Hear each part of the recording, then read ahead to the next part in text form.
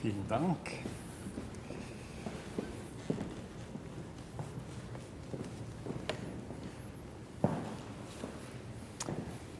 Also, vielen Dank, Herr Vils. Liebe Ingenieurinnen, liebe Ingenieure, es ist mir wirklich eine Ehre, hier zu sein. Ich bin selbst nicht Ingenieur, habe aber mein Leben lang, sei es früher mal beim Internationalen Komitee vom Roten Kreuz oder dann im Privatsektor, 13 Jahre lang und jetzt auch bei der DEZA, immer wieder mit Ingenieuren zusammengearbeitet. Ja, was hat das Ingenieurswesen mit internationaler Entwicklungszusammenarbeit zu tun? Ich würde meinen, sehr viel, weil es gibt hier wirklich sehr viele Schnittstellen und ich werde versuchen, die in den nächsten Minuten ein bisschen genauer darzulegen. Die Schweiz hat ja eine lange Tradition in der internationalen Entwicklungszusammenarbeit. Die DEZA, die Direktion für internationale Entwicklungszusammenarbeit, wird dieses Jahr 60 Jahre alt. Wir haben ein Entwicklungsgesetz seit dem Jahr 76 und die Strategie für die nächsten 4 Jahre ist letztes Jahr verabschiedet worden, Strategie 21-24, an der wir uns orientieren. International ist der Rahmen, sind die nachhaltigen Entwicklungsziele der UNO. Das sind 17 Ziele, die Sie eingeblendet sehen. Es geht um Verminderung der Armut, es geht um Reduktion von Hunger, es geht um Umwelt, es geht um Geschlechtergleichheit, Zugang zu sicherem Trinkwasser, nachhaltiger Konsum und nachhaltige Produktion und dann natürlich Frieden, Gerechtigkeit und staatliche, starke Institutionen. Und letztlich geht es um Partnerschaften. Da gibt es meines Erachtens fast überall Potenzial für Ingenieure, die an diesen komplexen Themen arbeiten. Schauen wir ein paar Beispiele an. Wie gesagt, die globalen Herausforderungen sind komplex und es braucht dafür Lösungen. Lösungen, die einfach sind, die nachhaltig sind, die auch kostengünstig dann unterhalten werden können. Manchmal braucht es höchst technologische oder höchst moderne Lösungen. Nehmen wir die Covid-19-Krise. Wir sehen, es fehlt weltweit an Tests, es fehlt weltweit an Impfstoffen, es fehlt weltweit an Medikamenten. Die Schweiz unterstützt im internationalen Genf den sogenannten Access to Covid Tools Accelerator. Das ist eine Partnerschaft von Regierungen, von multilateralen Organisationen wie der WHO, von Forschungsinstituten und von privaten Unternehmen. Die versucht, diese Impfstoffe, und das sind sehr spezielle Impfstoffe, wie Sie es ja gesehen haben und gehört haben, auch aus der Presse, die müssen zum Teil sehr kalt gelagert werden. Die Forschungs- und Entwicklungskosten sind sehr hoch oder waren sehr hoch. Aber wie kann man diese Impfstoffe dann auch für die Länder, die ärmeren Länder des globalen Südens zugänglich machen und dort für alle Leute so zugänglich machen wie möglich?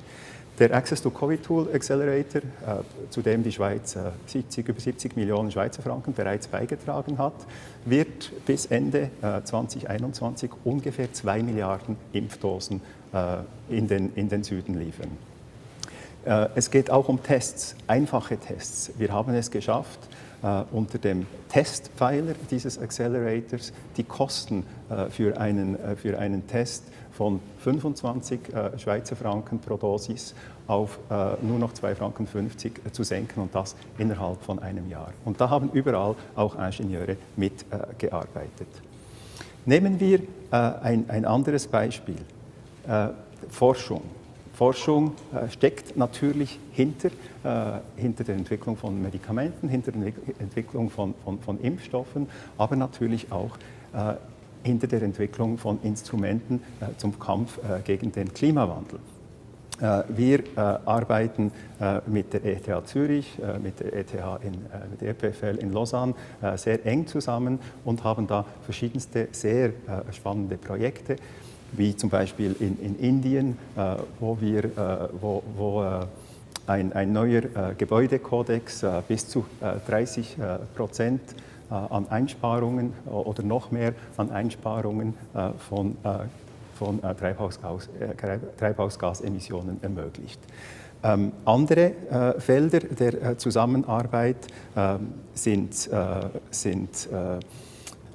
neue Methoden, wie wir zum Beispiel Wissenschaftler und Forschende aus der Schweiz mit Wissenschaftlerinnen und Forschenden aus dem Süden zusammenbringen. Man entwickelt neue Instrumente dabei, aber es geht dort vor allem um einen Austausch. Es geht auch darum, lokale Bedürfnisse abzuholen und angepasste Lösungen zu entwickeln, die dann auch zugänglich sind.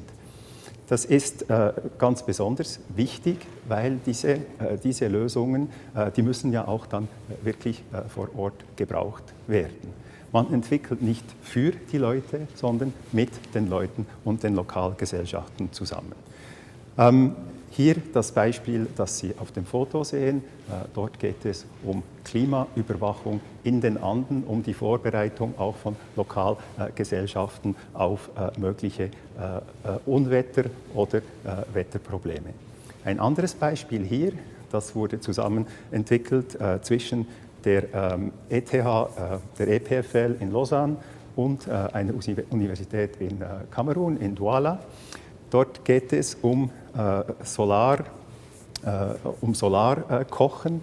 Das heißt, man wandelt Solarenergie in Wasserstoff um und braucht diesen dann für lokale Kochgelegenheiten. Das Projekt ist im Anfang, also es existiert. Die Idee ist ein Kraftwerk, ein Solar-Wasserstoffkraftwerk zu bauen in Kamerun und dann Hunderte oder Tausende von Menschen mit dieser Energie, mit diesem Wasserstoff zu versorgen. Sehr hochmodern, hochtechnisiert, in Afrika umgesetzt. Noch ein letztes Beispiel, das Wasser. Hier ein Projekt, das heißt Hands for Health, findet in verschiedenen Ländern statt, Mali, Burkina Faso, Nigeria, aber auch in den Palästinensergebieten. Und dort geht es wirklich darum, in Schulen, Spitälern und anderen öffentlichen Institutionen so effizient wie möglich optimales Händewaschen und Handhygiene voranzutreiben. Es ist möglich mit diesem Projekt zum Beispiel 1500 Kinder für 3 bis 4 Wochen mit nur 80 Litern Wasser zu versorgen. Das Wasser wird immer wieder rezykliert und kann immer wieder gebraucht werden. Eine relativ einfache Technologie, aber entwickelt und geliefert von einem Konsortium von 11 Organisationen, Schweizer Forschungsinstitute und Universitäten, Forschungsinstitute und Universitäten in den Partnerländern, Privatsektor, Unternehmen und NGOs, die das Ganze dann helfen mit umzusetzen. Wir nennen diesen Ansatz Tech for Good or Tech for Development. Und in all diesen Ansätzen haben Ingenieure eine sehr wichtige Rolle. Sie arbeiten, und es wurde gesagt, in Teams, sie arbeiten mit anderen Spezialisten zusammen. Bei uns in der Entwicklungszusammenarbeit arbeiten sie mit Soziologen zusammen, sie arbeiten auch mit Politwissenschaftlern, mit Ärzten und Psychologen. Also eine sehr breite Palette der Zusammenarbeit. Zudem hören sie auf die lokalen Bedürfnisse, wandeln komplexe Problematiken in einfache Lösungen um und die Erfinderkraft und Innovationskraft wird vor Ort dann angewendet. Was sehr wichtig ist und nie zu vergessen, ist, dass wir im globalen Süden auch sehr viel zu lernen haben. Es gibt eine unglaubliche kreative Kraft und es gibt auch eine riesige Wirtschaftskraft in den Ländern des Südens. Ein Freund aus Westafrika hatte mir, etwa vor 2 Jahren, gesagt, wisst ihr, das ist ein Unternehmer, der Erfolg hatte mit sehr innovativen Lösungen vor Ort, hat mir gesagt, weißt du, Christian, wir haben hier bei uns Lösungen für Probleme, die ihr noch gar nicht kennt oder noch nicht kennt. Und das ist etwas, das wir sicher im Hinterkopf behalten müssen, wenn wir ans Ingenieurstum und an die internationale Entwicklungszusammenarbeit denken.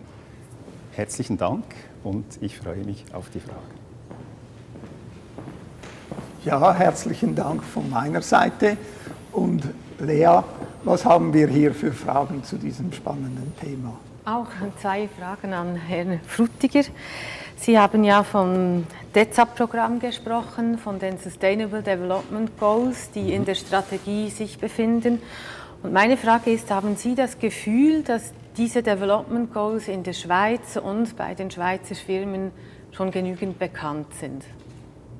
Das ist eine gute Frage. Wir arbeiten daran und sie sollten so bekannt wie möglich gemacht werden. Das ist einer der Gründe, weshalb ich hier bin. In meinem vorherigen Leben im Privatsektor habe ich sehr stark dafür gekämpft, dass wirklich diese internationalen Nachhaltigkeitsziele auch in Unternehmen umgesetzt werden.